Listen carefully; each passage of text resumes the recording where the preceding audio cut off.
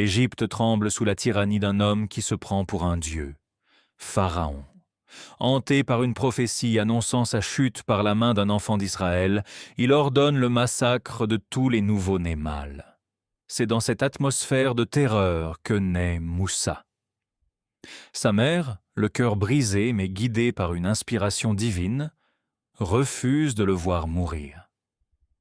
Elle fabrique un petit berceau de roseaux, l'enduit de pois pour le rendre étanche et y dépose son nourrisson. Avec des larmes silencieuses, elle abandonne le panier au courant imprévisible du Nil, tandis que la sœur de Moussa suit discrètement sa dérive le long des berges. Le fleuve, devenu l'instrument du destin, porte l'enfant directement vers les jardins du palais de Pharaon. Là, Asia, l'épouse pieuse du tyran, aperçoit le panier. En ouvrant le berceau, son cœur est submergé d'amour pour cet enfant. Elle supplie Pharaon de l'épargner et de l'adopter. Le sauveur d'Israël grandira au cœur même de la maison de son pire ennemi. Les années passent. Moussa grandit, devenant un prince d'Égypte respecté, mais son cœur reste lié à son peuple opprimé.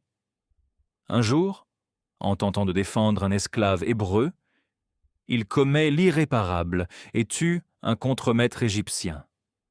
Contraint de fuir la colère de Pharaon, il traverse le désert hostile de Madian. Il y trouve une nouvelle vie, simple, loin des fastes de la cour. Il devient berger, se marie et pense ses blessures. 10 ans plus tard, alors qu'il guide son troupeau près du mont Sinaï, le mont Toura, la nuit tombe, glaciale. Au loin, une lueur étrange attire son regard.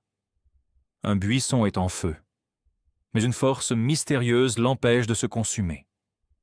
Les flammes dansent, éclatantes, sans consumer la moindre feuille.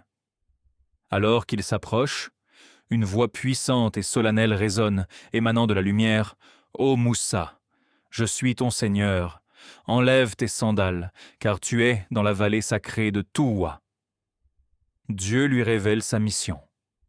Retourner en Égypte, affronter Pharaon et libérer les enfants d'Israël. Armé d'un simple bâton de berger, transformé en signe divin, le destin de Moussa bascule à jamais.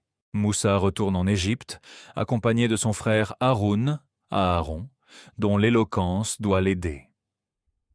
Il pénètre dans la salle du trône de Pharaon. Face à l'arrogance du souverain qui se rit de ce Dieu invisible, Moussa jette son bâton au sol.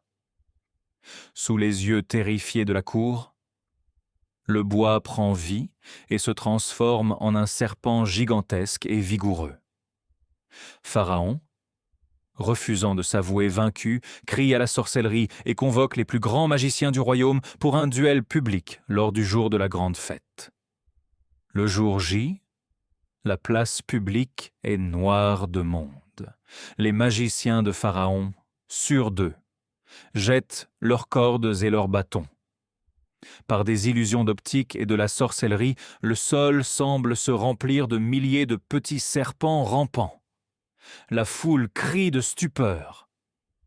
C'est alors que Dieu murmure à Moussa de ne pas craindre. Moussa jette son bâton. En un instant, le bâton se change en un python colossal qui se jette sur les illusions des magiciens et les avale une à une.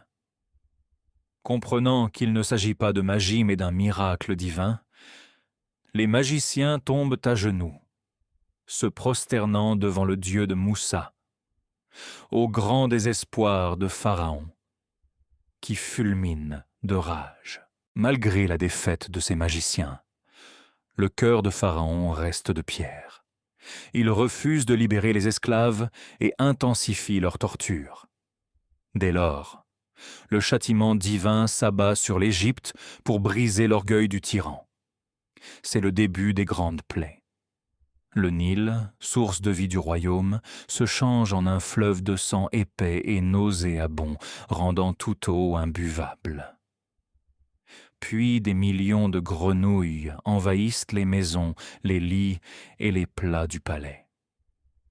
Suivent des invasions de poux. puis de sauterelles dévastatrices qui dévorent les récoltes en quelques heures, plongeant le pays dans la famine.